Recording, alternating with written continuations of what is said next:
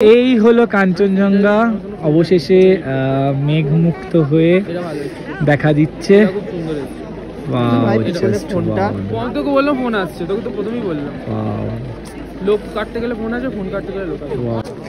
মানুষের photo video তোলার শখ থাকলে মানুষ যা করে, ভিতরে কিচ্ছু না, পাঞ্জাবি, তার উপর একটা নর্মাল শো দেখানো শাল, শালে কোনো ঠান্ডাও মানবে না, বাট ফটো তোলা চাই শুটের জন্য, তাই না? সত্যি তোকে তো বললাম।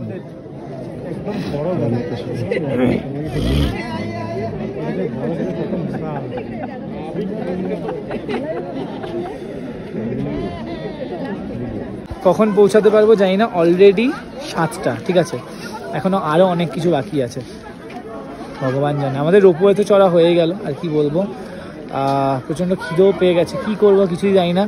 আর এই যে আমাদের দাদা, এরা ফটো ভিডিও শ্যুট শেষ হয় না, ঠিক আছে, যাই হোক, যদিও ভালো ভালো ফুটেজ আছে, বেশি কিছু বললে দেবে না আমাকে হয়তো।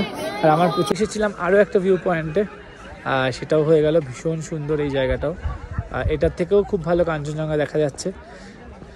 এই হলো জায়গাটা, দেখো জাস্ট ওই দূরে কাঞ্চনজঙ্ঘা, এখান থেকে আরও ভালো দেখা যাচ্ছে। এই হলো জায়গাটা, টাইগার হিল জাস্ট দেখে ফিরছি। তো এখানে ফেরার সময় টাকাটা দিতে হয়, 210 টাকা করে নেয়। তো আমরা ভেবেছিলাম হয়তো নেয় না, বাট নেয়, এখান থেকে সামনে টিকিট কাউন্টার আছে, তো তার জন্য সব দেখো গাড়িগুলো কিন্তু সব এরকম লাইন দিয়ে দিয়ে ধীরে ধীরে যাচ্ছে। 140 तीन जना 210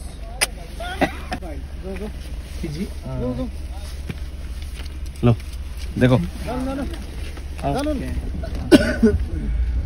এই পাহাড়ি রাস্তার বাঁকগুলো এতটাই সুন্দর লাগে, দেখো গাড়িগুলো কি সুন্দর যায়, এবং একটা উঁচু একটা নিচু, মানে যদিও এরকম ভাবেই সাইড কেটে কেটে ধাপ কেটে কেটে ব্যাপারটাকে রাস্তাগুলোকে করা হয় পাহাড়ের দিকে, বাট আমার বরাবরই এই রাস্তাগুলো ভীষণ ভালো লাগে। তো কাঞ্চনজঙ্ঘা দেখে চলে এসছি পিস পাগোডাতে, ভীষণ সুন্দর একটা বুদ্ধিস্ট টেম্পল।